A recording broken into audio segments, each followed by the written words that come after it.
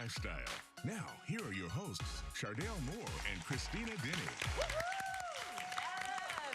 Hey guys, welcome to BMORE Lifestyle and happy Friday. Oh yeah. Made it. We keep saying it, but I can't believe Thanksgiving is less than a week away. Can you believe that? That is insane.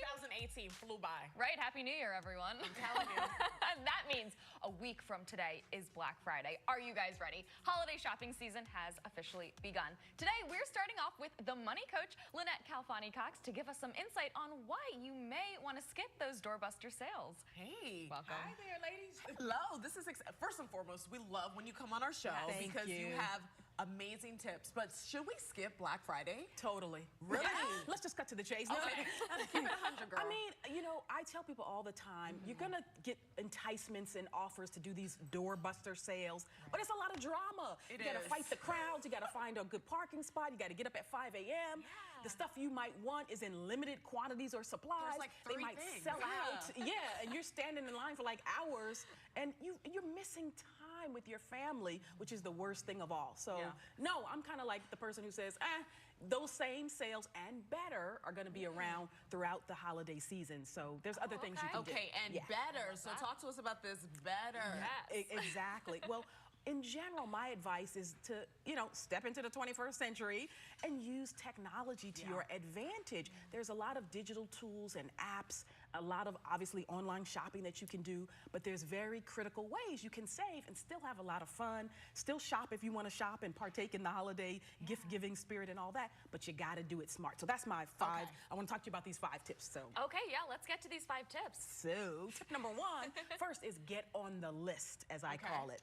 And basically what that means is you're getting a jump on the competition being all the other shoppers who want what you want.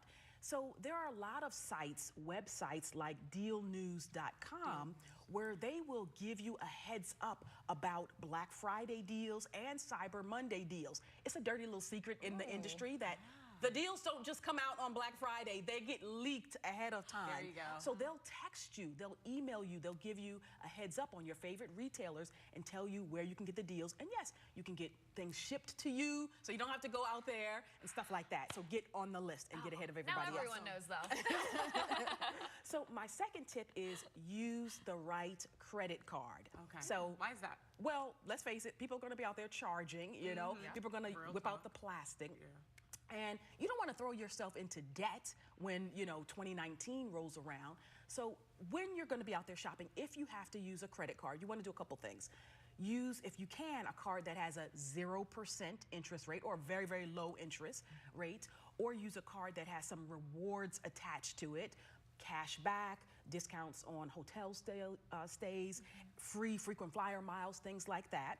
And then, of course, you only want to charge, please guys, try to stick to this rule, only charge what you can reasonably pay off when you get the bill at the end of the month. Don't let that debt linger into 2019. It's totally not worth it. So So the third tip is, even if you're not going to use debt, and I know a lot of people say, not me, I'm not going to get myself into debt. I'm going to use my debit card, or I'm going to whip out a checkbook even and pretty much pay cash, That's you. Okay. That's me. Listen up, ladies, and your audience. You really need to know this for 2019. Okay, let me just go a little bit closer. Do not bounce any checks whatsoever, because people might not realize this, but in the future, starting in 2019, there's a new credit scoring system that comes out. You've heard of your FICO credit score, right? Yeah, where there's a new score called Ultra FICO that's launching. It's intense, It's launching in 2019. Bottom line, it's a totally different type of credit score that takes into consideration your banking account activity, your checking and your savings account in particular. So if you maintain at least a $400 balance and you have not bounced any checks, gotten any NSF fees and that kind of thing in the last 3 months, you can actually get a boost to your Ultra FICO credit score.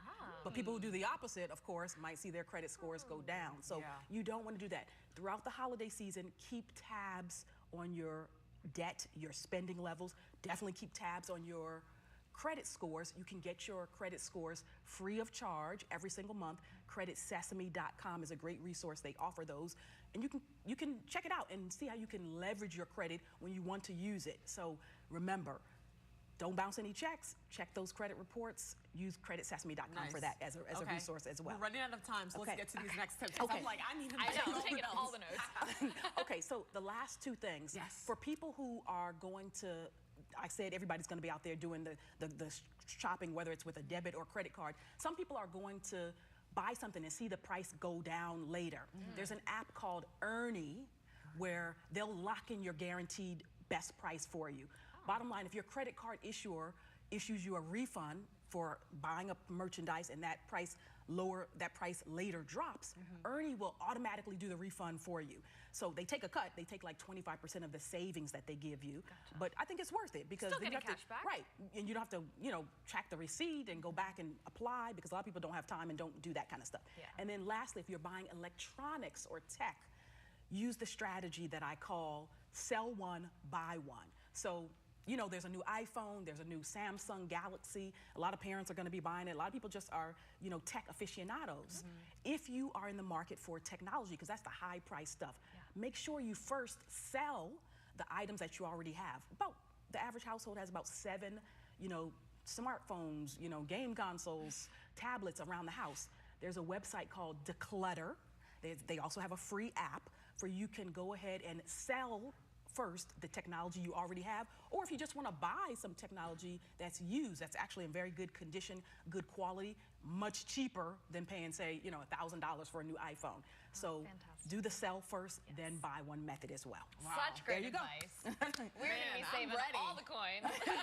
Thank you so much for being with us. You're very welcome. Great to be back. Always a pleasure. It is. All right, let's take a look now at what's happening around town.